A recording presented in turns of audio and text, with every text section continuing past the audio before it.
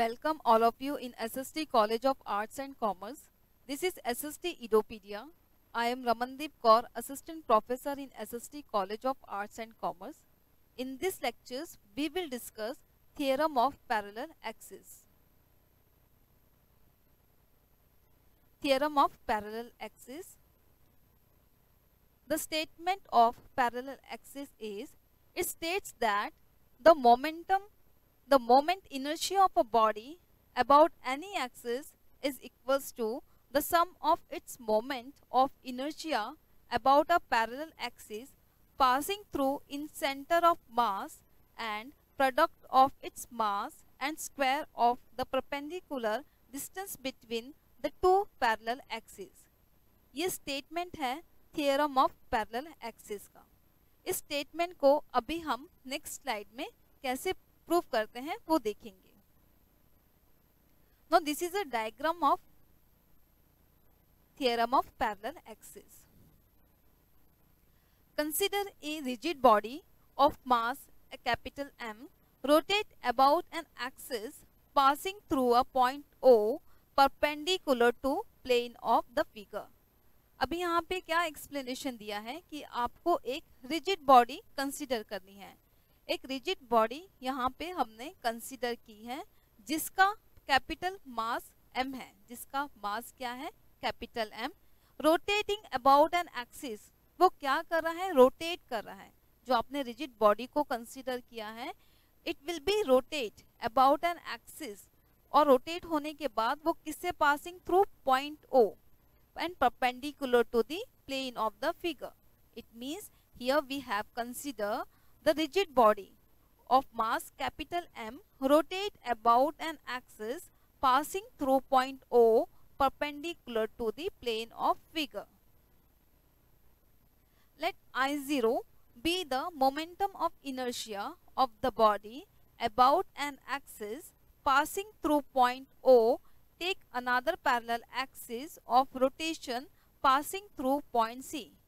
अब इस rigid body में we have taken two parallel axes.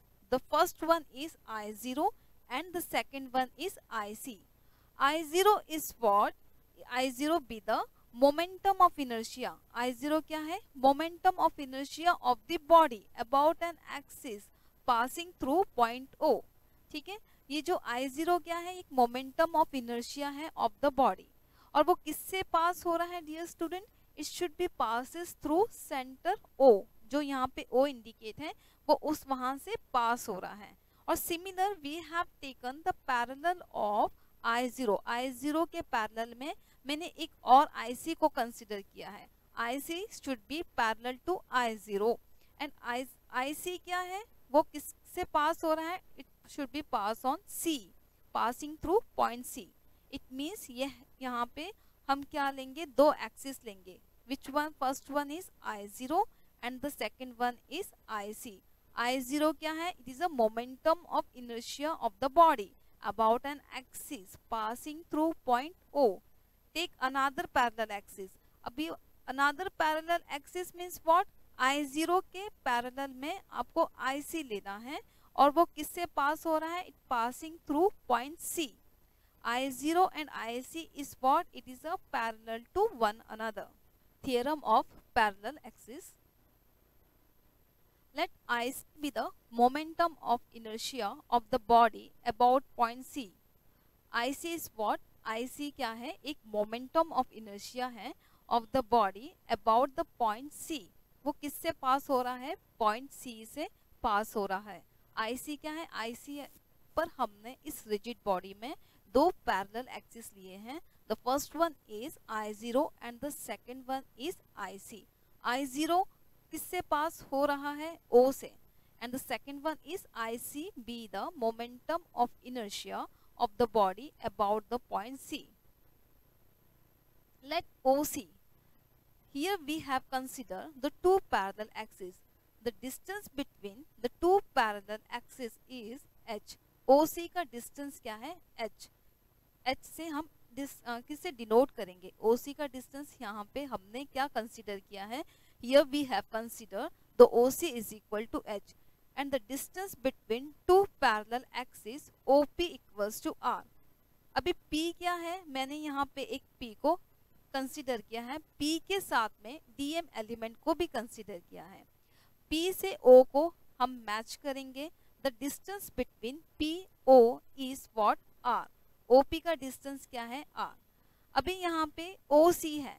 When we extend this line, then it should be considered here D. OC से मैं line को extend करूंगी और वहां पे एक पॉइंट दूंगी. The point is D. And P से P को D पे परपेंडिकुलर करूंगी. P should be perpendicular to D. So the P and C को भी जब हम मिलाएंगे तो वहां पे क्या कंसिडर करेंगे R0. It means the distance between PO is what is R and the PC is what R0, or the distance between OC is what is small h. I0 is equals to what IP. यहाँ पे देखिए, यहाँ पे दो triangle बनते हैं. The first one is POD and the second one is PCD. जो POD है वो किससे जुड़ा हुआ है, IO से, मोमेंटम ऑफ इनर्शिया से. And the second one is what C, वो किससे है, IC से. तो IC PCD, this is another triangle, right angle triangle. और first one is POD. POD and PCD both are right angle triangle. तो first triangle जो बड़ा वाला ट्रायंगल है POD, first we will consider POD. अभी POD क्या है, I0. I0 मैंने क्यों लिया है, क्योंकि I0 O से पास हो रहा है. So that's why I have select I0 which is equals to integration OP square. OP क्या है, OP square DM which is equals to integration R square DM. अभी यहाँ पे मैंने R स्क्वायर क्यों लिया, क्योंकि द डिस्टेंस ऑफ OP का डिस्टेंस क्या है R. Here we have considered the distance of OP is equals to R. So OP square, तो यहाँ पे क्या आएगा R square DM. Similar, when we are talking about IC, IC is what CP square. ठीक है, CP square DM. अभी CP का distance क्या है R0. तो instead of CP square we will write R square 0 DM. पहले आपको क्या कंसीडर करना है, आपको दो ट्रायंगल का डिस्टेंस निकालना है which is OC is equals to H. फिर आपको यहाँ पे एक पॉइंट कंसीडर करना है P, एक एलिमेंट है साथ में. देन P और O को आप मिलाएंगे एंड P एंड C को भी आप मिलाएंगे. P और O का डिस्टेंस है R, P एंड C का डिस्टेंस है R0. I0 क्या है, equals to integration of OP square DM. OP square की here we have to put the value of OP square which is equals to R square. Similar, IC is equals to integration of CP square DM, और the CP square की value क्या है R square 0 DM.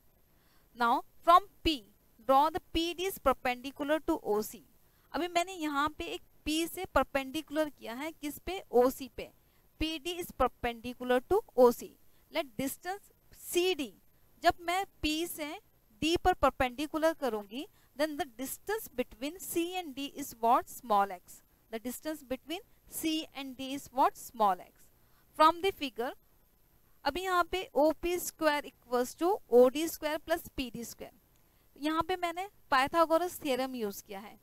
मैंने आपको पहले ही बताया कि यहाँ पे दो ट्रायंगल हैं. The first one is POD and the second one is PCD. तो पहला हम क्या कंसीडर करेंगे, POD. POD is equals to what, PO square equals to OD square plus PD square. यहाँ पे कौन सा थ्योरम यूज हुआ है, यहाँ पे पाइथागोरस थ्योरम को यूज किया गया है. Hypotenuse equals to OP square equals to OD square plus PD square. Dear students, OD के बीच में एक C भी है. When we will write the OD, it means अगर C भी है तो you can write OC plus CD, right? ये हमने स्कूल लेवल में भी डिस्कस किया है कि अगर आपकी लाइन में बीच में भी अगर कोई पॉइंट होता है तो आप उसे कैसे लिखते हैं, OC प्लस CD। अंडरस्टूड। अभी OC का डिस्टेंस क्या है, H, which is the distance between the two parallel axes, so you have to written H plus CD square और PD क्या होगा, as it is, there is a no change, H plus CD whole square है। Dear students, in the school level we have also discussed A plus B whole square. So what is the formula of A plus B whole square? It is A square plus 2AB plus B square. So A plus B, अभी यहाँ पे जो A है वो क्या है, H, और B क्या है, CD. So H plus CD whole square is what? H square plus 2HCD plus CD square plus PD square. और नेक्स्ट लाइन में what we have written, I have written H square plus 2HCD plus CP square. अभी CD square plus PD square मैंने क्या लिखा है, CP square. Why I am written the CP square, because अभी मैंने आपको बताया था कि इस रिजिड बॉडी में दो ट्रायंगल हैं। The first one is POD and the second one is PCD। अभी PCD is also right angle triangle. PCD is also right angle triangle. Again we have using the Pythagoras theorem. So तो Pythagoras theorem क्या होगा, PC square equals to CD square plus PD square. तो CD square plus PD square equals to what, CP square, which is equal, either you can write the CP square, either you can write the CD square plus PD square. So we have written the value of CD square plus PD square equals to what, CP square. CD square plus PD square की जगह पे मैंने क्या लिखा है, CP square, by using the Pythagoras theorem.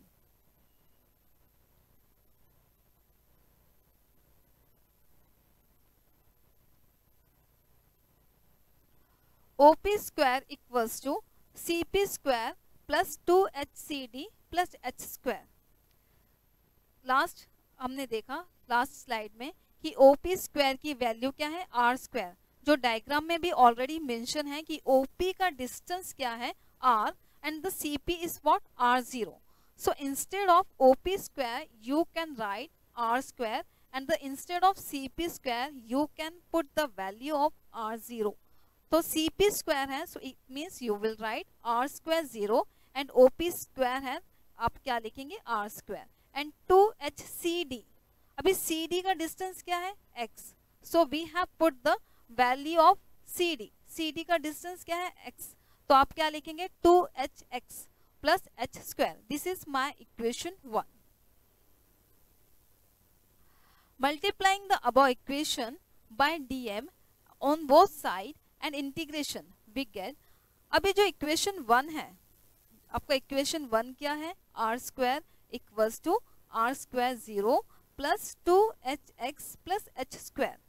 ये equation को आप दोनों साइड, मतलब दोनों साइड क्या है, left hand side and R hand side, आपको मल्टीप्लाई करना है DM से और उससे इंटीग्रेट भी करना है.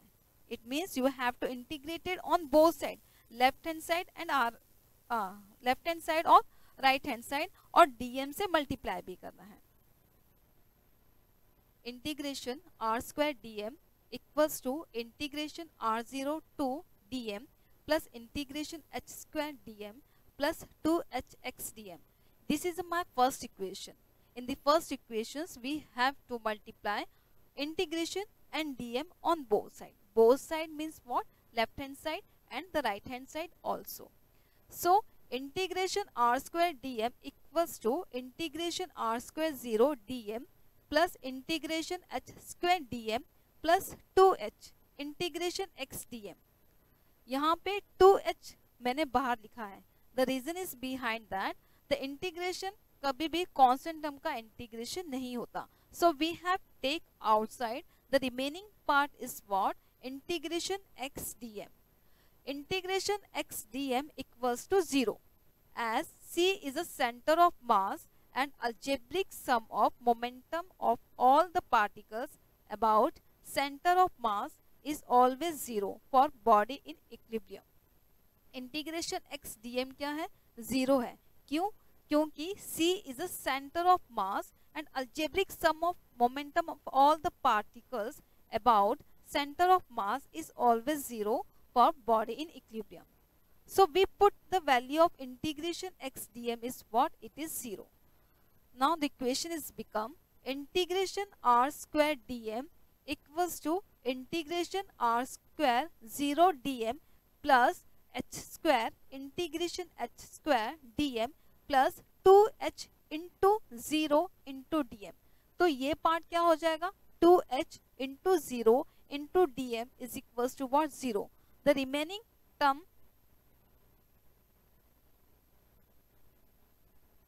integration dm is equals to m mass of the body, integration r square dm क्या है आपका? I0 and integration r square 0 dm is equals to IC. तो integration r square dm equals to integration r square 0 dm plus integration h square dm. This is my second equation. Then equations 2 become integration of r square dm क्या है? I0 integration are square 0 क्या है? IC plus H square और dm की value क्या है? Capital M. This proves the theorem of parallel axis about momentum of inertia. Dear students, in this lectures we have discussed the theorem of parallel axis. When you will write in the exams, first you will draw the diagram, after that you will write the explanation of the diagram. आप पहले diagram draw करेंगे, फिर उसमें आप explanation लिखेंगे diagram का. तो parallel axis, तो आपको ये याद कर रखना है कि जब भी आप थियरम ऑफ पैरेलल एक्सिस लिखेंगे या ड्रॉ करेंगे, जब भी आपको ये थ्योरम आपके एग्जाम में आएगा, तो आपको एक रिजिड बॉडी कंसीडर करनी है. After that you have to consider the two parallel axis and parallel axis. उसके बाद आप सब्स्टिट्यूट कीजिए. ओ मतलब IO किससे पास हो रहा है, IC वो कहाँ से पास हो रहा है. फिर उसमें दो ट्रायंगल्स बनेंगे, right angle triangle. The first you will consider the bigger triangle, after that you will consider the lower triangle. जो ट्रायंगल बनेंगे, after that you will use the Pythagoras theorem. Pythagoras theorem use करने के बाद आप integrate कीजिए, dm से multiply कीजिए. After that you will substitute all the values and find out I0 is equals to IC plus MH square. This is my equation. ये equation किसका है? थियरम ऑफ पैरेलल एक्सिस का.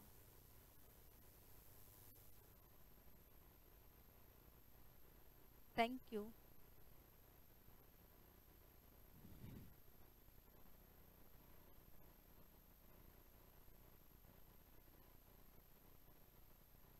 फिर से बोलो.